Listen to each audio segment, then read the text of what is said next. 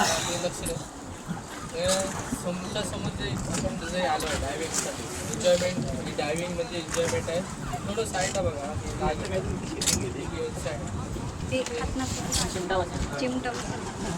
ठीक आहे. Enjoyment diving आहे, फन डायविंग आहे, त्यामुळे आपण पाण्याचे मराठी बोलत नाही म्हणून हे एन्जॉयमेंट डायविंग असल्यामुळे काही नियम असतात डायविंगचे फॉलो केले तर आपलं डायविंग चांगलं होऊ शकतं. ठीक आहे. त्यानंतर प्रत्येकासोबत एक ड्रायव्हर पाण्याच्या आतमध्ये असणं तुम्हाला पकडून ठेवलं जातं. स्टार्टिंगला कोणालाही सोडलं जाणार नाही. तर तुम्ही मागे जर स्विमिंग केली असाल किंवा आता जर नवीन फ्रेशर ड्रायव्हर असाल तर ठीक आहे. काही जणांना पाण्याची भीती वाटत असते, 1-2 मिनिटासाठी वाटणार. ठीक आहे, कारण माणसाचा जो स्वभाव असतो त्यामुळे भीती स्टार्टिंगला वाटणार. त्यामुळे थोडंसं एन्जॉयमेंट करा, कारण हा थोडासा पोर्शन वेगळा आहे. जसं आपण आयुष्यभर आता नाकाने श्वास घेत आलो, पाण्याच्या आतमध्ये 10 मिनिटासाठी जाणार, त्यामुळे तिथे तोंडाने कंटिन्यू हवा घ्यावी लागते. हेच थोडंसं वेगळं आहे आणि स्टार्टिंगला थोडंसं प्रॉब्लेमॅटिक वाटतं. ठीक आहे. परंतु सांगतो प्रत्येकासोबत एक ड्रायव्हर्स असणार पाण्याच्या आतमध्ये, कुणालाही पाण्याच्या आतमध्ये सोडलं जात नाही. प्रत्येकासोबत ड्रायव्हर्स असणार जो तुम्हाला पकडून असतात, तुम्हाला पाण्याच्या आतमध्ये सोडलं जात नाही. त्यानंतर सांगतो स्विमिंगची काही गरज नसते. स्विमिंग वगैरे अलाव नाही आहे अंडर वॉटरमध्ये. ठीक आहे. पण अंडर वॉटरमध्ये गेल्यानंतर असं आपल्याला वाटत असतं फिलिंग्स, आपल्या फिलिंगचे विचार असतात. मी जर स्विमिंग केले तरच अंडर राहणार, तुम्हाला वाटत राहणार. त्यामुळे तिथे रिलॅक्स राहा. हे 1-2 मिनिटासाठी आपले विचार असतात ते वाढत असतात, त्यामुळे आपण पॅनिक होत असतो. त्यामुळे तिथे स्टेबल राहा, रिलॅक्स राहा. आणि तुमच्यासोबत तो ड्रायव्हर्स असतात तुम्हाला पकडून असतात.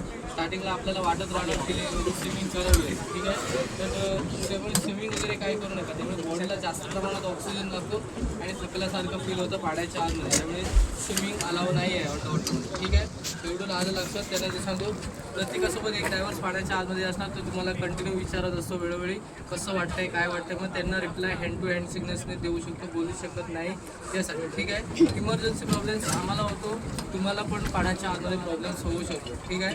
जर इमर्जन्सी प्रॉब्लेम्स असेल तर साईन अप करा. तिथल्या तिथे तुम्हाला लगेच वरती घेतलं जाईल. ठीक आहे. तिथून असाल तिथून 2 सेकंदात सरफेसला. कम्फर्टेबल असाल तो हा साईन कम्फर्टेबलचा आहे. वेळोवेळी ड्रायव्हर्स तुम्हाला विचारत राहणार आर यू ओके, चांगले आहेत का असं विचारतो. तुम्हाला तसंच रिप्लाय द्यायचा आहे हँड टू हँड सिग्नल्स. ठीक आहे. डाऊन सिग्नल्स वरून खाली जाण्यासाठी सगळ्यात पहिलं सर्व्हिसला राहणार. 2 मिनिटाची प्रॅक्टिस सेक्शन करणार. प्रॅक्टिस करून झाल्यानंतर ज्यावेळी तुम्ही कम्फर्टेबल होता त्यावेळेस तुम्हाला पाण्याच्या आतमध्ये नेलं जातं. 3-4 फुटामध्ये गेल्यानंतर जो पाण्याचा प्रेशर असतो अंडर वॉटरचा तो आपल्या बॉडीवर सतत कनेक्ट होत असतो. आपण लेफ्ट साईडकडे जातेवेळी आणि अपर साईडकडे येतेवेळी प्रेशर ॲटोमॅटिकली रिलीज होत असतो. प्रेशर रिलीज करतच अंडर वॉटरमध्ये जायचं आहे, नाहीतर आपण जाऊ शकत नाही. ठीक आहे. त्यामुळे कसं करायचं ते आमचं ज्यावेळी तुमच्या कानांवरती दाब आल्यासारखं वाटेल त्यावेळी तोंडाने श्वास घ्यायचा असतो. नाक असं दाबून ठेवायचं आणि नाकाच्या आतमध्ये हवा टाकायची. ज्यावेळी आपण नाक बंद करून नाकामध्ये हवा टाकतो त्यावेळी कानांवरती जाते आणि कान खुले होते. चला सर्वांनी श्वास घ्या तोंडाने बसता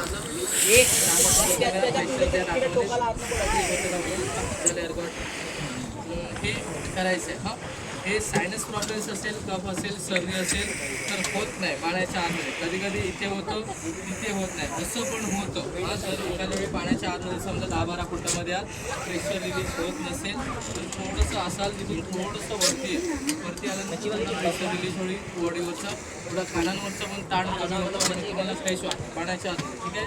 तर त्या लेवलवरूनच तुम्ही डाईव्ह करा. अगदी डेपला पाण्याच्या आतमध्ये जाऊ नका जर कान दुखवलं असेल. हा मास इक्विपमेंट आहे. डायव्हिंग गेअर आपल्या समोरचं आहे ते डायव्हिंग गेअर आहे. हे घालून आपण पाण्याच्या आतमध्ये जाणार. हे लावल्यानंतर पूर्ण नाक आपलं बंद होणार, कारण आपण आयुष्यभर नाकाने श्वास घेत आलो, आज जगत आलं ते. हे पाण्याच्या आतमध्ये 10 मिनिटासाठी जाणार. थोडंसं वेगळं पोर्शन आहे. त्यामुळे ब्रीथ इन ब्रीथ आउट असं तोंडाने चालू ठेवायचं. हे मास्क ऑन केल्यानंतर चेहऱ्याला. ठीक आहे. त्यानंतर एकदम फ्लेक्झिबल आहे, फिनिश करू शकता. ज्यावेळी तुमच्या कानांवरती प्रेशर बनेल तुम्ही नाक दाबून प्रेशर इक्वलायझिंग करू शकता पाण्याच्या आत. पूर्ण डोळ्यांना प्रोटेक्शन आहे, प्लस नाकाला प्रोटेक्शन आहे. चेहऱ्याला मास्क पूर्ण फिटिंग असतं, मास्कमध्ये पाणी जात नाही. जातं ते लिप्स मुवमेंट केल्यानंतरच. आणि अनफिटिंग ग्लास असेल, ग्लासची फिटिंग जर नसेल तरच यामध्ये पाणी जातं. जर समजा पाण्याच्या आतमध्ये नाकामध्ये पाणी येत असेल मास्कमध्ये तर ते हळूहळू वाढत जाणार, नाकाला डिस्टर्ब होणार सगळ्यात पहिला. ठीक आहे. ते मग टँक काढलं की ते वाढत जातो हाय लेवलपर्यंत. डोळ्यात गेल्यानंतर जळजळ होते. तिथल्या तिथे पाणी कसं काढायचं ते सांगतो. त्याला मास्क क्लिअरेशन म्हणतात. तोंडाने मोठा असा श्वास घ्यायचा वरती बघायचं आणि जोरात नाकाने श्वास सोडून द्यायचा. एक्झेल केल्यानंतर आतलं पाणी बाहेर फेकलं जातं. 1 ते 2 वेळा करा, 3 वेळा करा. ठीक आहे. तर एक्झेल करा, आतलं नाकाद्वारेच नाकातलं पाणी बाहेर जाईल. ठीक आहे. हे मास क्लिअरेशन आहे. नाही जर समजत असेल साइन अप करा, वरती या सरफेसला मास क्लिअर करून तुम्ही पुन्हा अंडर वॉटरला जाऊ शकता. ठीक आहे. नंतर सांगतो जसं लाईफ जॅकेट सरफेसला फ्लोटिंग करून ठेवतं, हे पण एक जॅकेट आहे. हे याला बॉयन्सी कंट्रोल डिव्हाइस म्हणतात, BCD शॉर्ट फॉर्ममध्ये. हे आपल्याला बॉयन्सी करून ठेवतं पाण्याच्या आतमध्ये. ठीक आहे. इमर्जन्सी वरती यायचं असेल 2 ते 3 सेकंदात आपण बॉटमवरून सरफेसला फास्टमध्ये येऊ शकतो इमर्जन्सी. ठीक आहे. कम्फर्टेबल असल्यानंतर तुम्हाला बॉयन्सी करून मेंटेन ठेवलं जातं पाण्याच्या आतमध्ये. ज्यावेळी तुमची व्हिडिओ बनवली जाणार आणि तुम्हाला फिरवलं जातं ते बॉयन्सी मेंटेन करून अंडर वॉटरमध्ये. ठीक आहे. डेप्थला जायचं असेल पाण्याच्या तळाला तरी तुम्ही जाऊ शकता या जॅकेट थ्रू.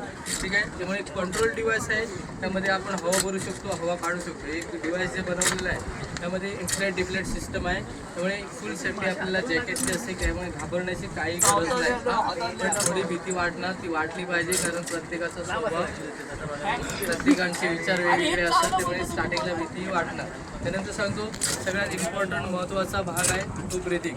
श्वासोच्छ्वास कसं करायचं ते सांगतो. पाण्याच्या आतमधला डायव्हिंगचा रूल सांगतोय. पाण्याच्या आतमध्ये चुकून पण श्वास रोखायचा नाही. Breathe in and breathe out आपल्याला तोंडाने करायचं आहे, कारण आपण आयुष्यभर नाकाने श्वास घेत असतो. पण थोडंसं सफोकेशन आपल्याला सरफेसला असते वेळी होईल, कारण आपले विचार असतात. असं वाटत राहणार आता कोणतरी येऊन चावणार, फुटणार असं डोक्यात विचार येत राहणार आणि त्यामुळे आपण पॅनिक होत असतो. डोकं शांत ठेवून ब्रिदिंगवरती कॉन्सन्ट्रेट करा. ब्रिदिंग चांगलं असेल तुम्हाला भीती वगैरे काही वाटणार नाही. ठीक आहे. त्यानंतर हा डिमांड रेग्युलेटर आहे. त्यामधून याचा डिमांड रेग्युलेटरचा अर्थ असा आहे की ते तुम्ही जर घेतली तरच हवा येणार, नाही घेतलं तर हवा तुम्हाला तो देणार नाही. त्यामुळे breathe in and breathe out तोंडाने मोठा श्वास घ्यायचा, मोठा श्वास सोडायचा, कारण आपण शॉर्ट ब्रेक केल्यानंतर लंग्समध्ये आपल्या कमी आवाज जाते आणि सफोकेशन व्हायला चालू होतं. त्यामुळे मोठा श्वास घ्या आणि मोठा श्वास सोडा. असं इथे बघा हा डिमांड रेग्युलेटर आहे. इथे 2 ग्रिपा दिसत आहेत, पाठीमागच्या दाढा आहे. पाठीमागच्या दाढाने चावून ठेवल्यानंतर तुमच्या तोंडात घट्ट राहतं, तुमच्या तोंडातून निघत नाही. दातांची कव्हर टचअप करायची याच्या आतमध्ये आणि याला बाहेरून पाऊट करायचं, असं पकडायचं.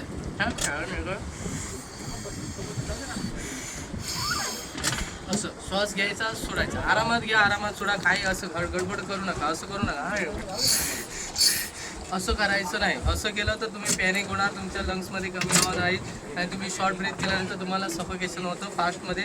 आणि आरामात घ्या आणि आरामात सोडा. हां, घाई गडबड वगैरे काही करू नका, त्यामुळे चुका होत राहतात. त्यामुळे पाऊट ठेवूनच श्वास घ्या असं आणि असं करायचं नाही. असं केलं तर लगेच तोंडामध्ये पाणी जातं लिप्स मुवमेंट केल्यानंतर. ठीक आहे. त्यामुळे पाणी गेल्यानंतर आपलं डायरेक्ट पोटात जाणार. त्यामुळे पाऊट करून ठेवा, जोरात फिंगर मारा जर पाणी येत असेल तर. हां, असं जोरात ब्लो आउट केल्यानंतर आतलं पाणी बाहेर फेकलं जाईल. फक्त लिप्स मुवमेंट करत राहू नका. ठीक आहे.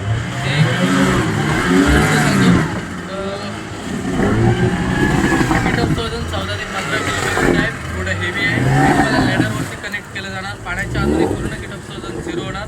तुमच्या बॅक साईडला तुम्हाला फील होणार नाही. 15 किलोचा टँक घेऊन जातोय. ठीक आहे. पाण्याच्या आतमध्ये त्यासाठी एक्स्ट्रा बेल्ट प्रत्येकाच्या कंबरला वजनाचा पट्टा लावला जाणार. तो डेप्थ साईडकडे जाण्यासाठी उपयोग होतो, कारण आपली जी बॉडी असते ती फ्लोटिंग होते आणि यामध्ये पण हवा असते जे काही टँकमध्ये. त्यामुळे हा पण फ्लोटिंग करून ठेवतो आपल्याला, त्यामुळे आपण डुबू शकत नाही पाण्याच्या आतमध्ये. ठीक आहे. त्यासाठी एक्स्ट्रा बेल्ट प्रत्येकाला लावले जाणार, वजनाचा पट्टा. पाण्याच्या आतमधला इथून तिथपर्यंत जो एरिया आहे फिरण्यासाठी आपल्याला 7 ते 8 मिनटं लागतात अंडर वॉटरमध्ये वॉकिंग वगैरे पकडून. ठीक आहे. तुम्हाला सरफेसला वेळ दिला जाणार. प्रॅक्टिस सेक्शनला कुणालाही किती वेळ लागू शकतो. काही गडबड न करता आरामात करा, कारण थोडा एक्सपिरियन्स घ्या, पाण्याच्या आतमधला अनुभव घ्या. जसं वरचं लाईफ आहे सेम अंडर वॉटर तसंच आहे. त्यामुळे फिलिंग्स घ्या पाण्याच्या आतमध्ये. ठीक आहे. त्यानंतर सांगतो प्रत्येकाचा 2 मिनिटाचा व्हिडिओ बनवला जाणार. व्हिडिओ बनवतेवेळी तुम्हाला जे सिग्नल्स दाखवले जातात व्हिडिओग्राफरकडून ते एन्जॉयमेंटसाठी असतात. व्हिडिओ चांगला बनावा यासाठी.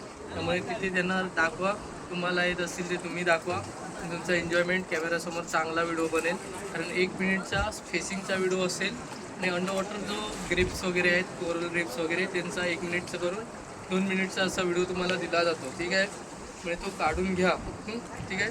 त्यानंतर सांगतो एकदा इक्विपमेंट लावल्यानंतर डायव्ह चार्जेस चालू होतात. रिफंड वगैरे शक्यतो कोणाला दिला जात नाही. समजा जर पॅनिक बनत असाल, खूप प्रॅक्टिस करताय, जमत नसेल, ते निदान 2 मिनटं थांबून त्यांचा व्हिडिओ करून घ्या. कारण कसं असतं तो इन्क्लुडेड व्हिडिओ असतो. जर नाही घेतला तर तो तुमचा विषय आहे, कारण तिथे जाऊन मग व्हिडिओ 4 जणांचा आलेला असतो आणि ज्यावेळी स्वतःचा नसतो त्यावेळी वाईट वाटतं, ठीक आहे. त्यामुळे कसंही करून काढून घ्या, कारण तो आपला असतो व्हिडिओ, ठीक आहे. त्यानंतर सांगतो बाकी कोणाला काही इश्यू नाही ना, कानाचा डोळ्याचा नाकाचा प्रॉब्लेम्स वगैरे, ऑपरेशन वगैरे कोणाचं झालेलं नाही ना? हां, कोणाला काय विचारायचं आहे? किती मिनटं चालणार आहे टोटल? ज्यावेळेस जॅकेट टाकू त्याच्यानंतर किती मिनिटाला बाहेर येऊ आपण? त्याच्यावरती आहे.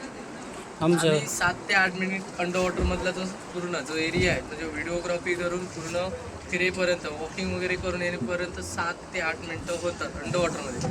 आता तुमच्या प्रॅक्टिस सेक्शनवरती वेळ आहे, तुम्हाला किती वेळ लागेल. एखाद्याला भीती वाटत असते पाण्याची, त्यावेळी 2-4 मिनटं जास्त जातात. मॅक्झिमम असे 10-12 मिनटं पाण्याच्या आतमध्ये होतात. हां, ठीक आहे. बाकी असं काही हे नाही. मला आम्ही सांगताना 7 ते 8 मिनटं, कारण तेवढा एरिया फिरण्यासाठी 7 ते 8 मिनटं लागतात. तसं आम्हाला 15 मिनिटं पाण्यामध्ये ठेवतील असं सांगितलं. 15 ते 20 मिनिटं पाण्यामध्ये तुम्हाला एन्जॉय करायला मिळेल असं सांगितलं. 15-20 मिनिट राहू शकत नाही, कारण टँक तुमचा 15 ते 20 मिनिटात जवळजवळ 100 ते 120 पर्यंत टँक संपणार. एका माणसाला 2 वेळा जाऊ शकतो आणि त्याची कॉस्ट जास्त आहे. तर MTDC कडे गेलात तर तुम्हाला तिथे फक्त 20 मिनिटाचे 6,000 रुपये घेणार. हां हां, असं आहे का? आता सांगा मला, तुम्ही सांगा. बरं, ठीक. तुम्ही किती भरले आणि तुम्हाला किती फिरवायचं ते मग विदेशी